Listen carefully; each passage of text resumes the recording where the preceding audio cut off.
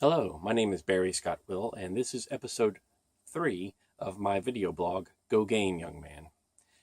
You know, at some point I must get some theme music and a nice title slide, but for now, it's just me.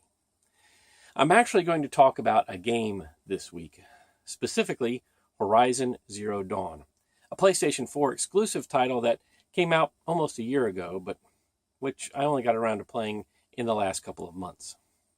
Mostly because I'm cheap and waited to get it on sale during Black Friday deals week on Amazon. This will be a review of Zero Dawn and may contain some mild spoilers.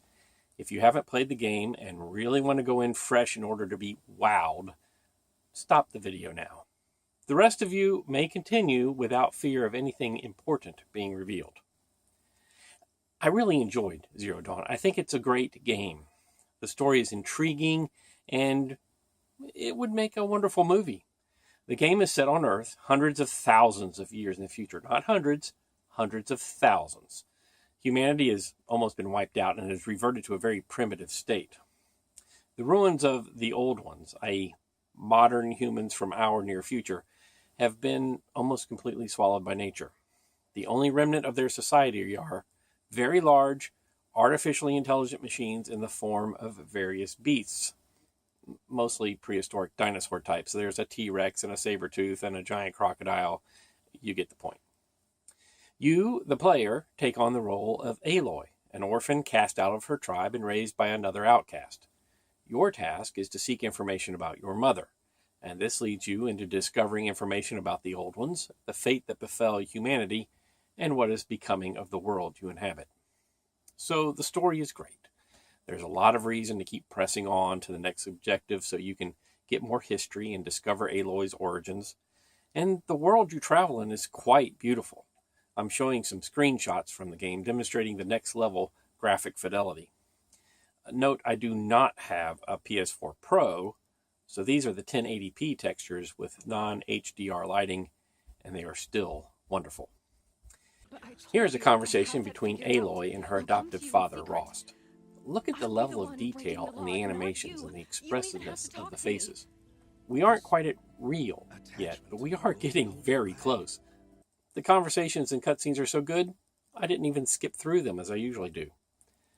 The game is also quite long. It took me just under 60 hours to complete the game, including all the side quests and miscellaneous objectives. Guerrilla Games obviously spent a lot of time on the graphics, writing, and world building. However, you know there's going to be a however, right? The game, especially the world, might just be too big.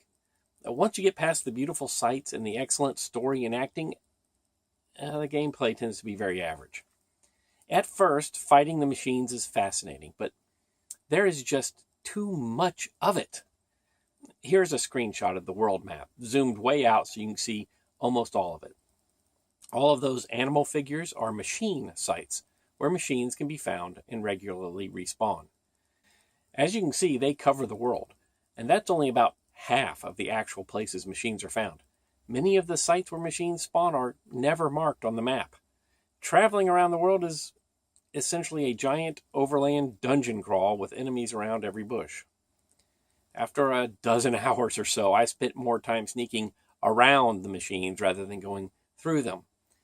And you do have to go either around or through because you get to walk or ride everywhere. There's a lot of this, and some more of this, and yet more of this. Yes, as you travel, you open up fast travel spots, and that helps make the game faster in the later stages. At the beginning, it's a slog. And then throw in all the machine encounters as you're hoofing it from one place to another. There's some real tedium involved in those 60 hours it took to finish the game. And what I'm finding in modern AAA games is tedium is the currency being used to sell the games. Zero Dawn, Dragon Age, Final Fantasy, Mass Effect, to some extent the Elder Scrolls. All filled with mostly tedious filler or empty spaces to make the game seem bigger than it really is. Compare that to the Uncharted games that are very linear, not open world at all, and can be finished in half or a third the time of those other games, but every minute is packed with story. I get to the end of Uncharted and feel, oh, is that it? At the end of those other games, it's more like, oh, that's finally it. Another issue that contributes to tedium in Zero Dawn is the repetitiveness of combat. There are 24 different machines in Zero Dawn, but the strategy against all of them is roughly the same. Find their weak points using your scanner, called a focus, and attack the weak points. Often, these weak points are items that can be torn off with special ammunition. In some cases, as with these Ravagers I'm fighting in the video you're watching, you can rip weapons off the machine and use its own weapon against it. So I guess that's kind of cool, if you can survive long enough to pick up the weapon and aim it. For some machines, you weaken the machine with fire, cold, or electrical damage and then hit its weak spots. This video shows the tactic against one of the mid-game boss machines. I'm heating the machine up and then using high-damage weapons against the exposed weak points. And while I'm talking about weapons, let's unpack Zero Dawn's inventory system. Like most games, you have a limited inventory. Okay, I'm used to inventory management. It's a part of every game I play. But then Zero Dawn doubles down and forces you to craft just about everything you need, like, say, ammo for your weapons. You can see me crafting arrows in those combat videos. Since you have to craft your own supplies in the field, you have to carry lots of the materials you need with you at all times. Your inventory fills up fast, and the first thing you do is desperately try to obtain the material to upgrade your inventory capacity so you can then carry all the other materials. At low difficulty levels, it's not that bad. You can kill enemies fairly quickly and can cut down on how much raw material you carry to make ammo. At the ultra hard difficulty, forget it.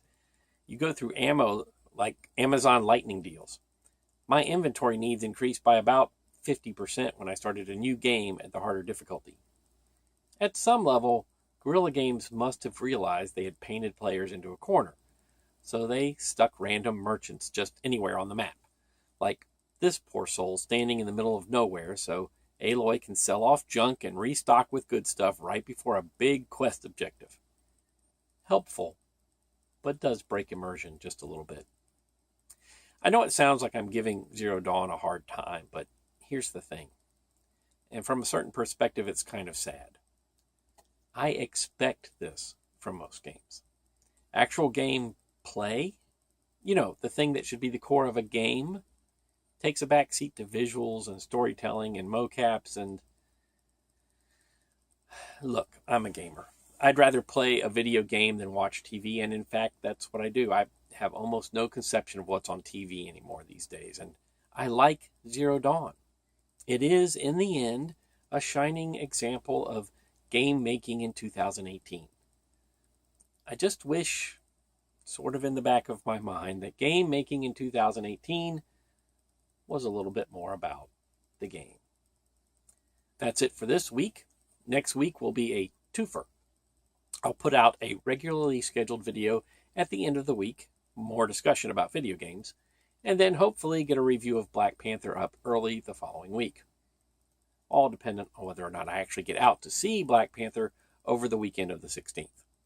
If you enjoyed this blog, be sure to hit the like icon below and subscribe to my channel to keep up with new releases, which should continue at the rate of about one per week. If you enjoyed what I have to say, be sure to check out what I've written. Go on over to BettySterlingbooks.com to get copies of my 2 fantasy novels. You can follow me on Twitter at PapaGamer and on Facebook and Instagram, both at PapaGamer66. Links to all in the description below. Until next week, go game, young man.